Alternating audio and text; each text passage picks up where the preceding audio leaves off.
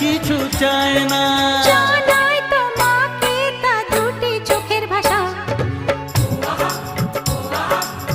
এই তো ভালোবাসা।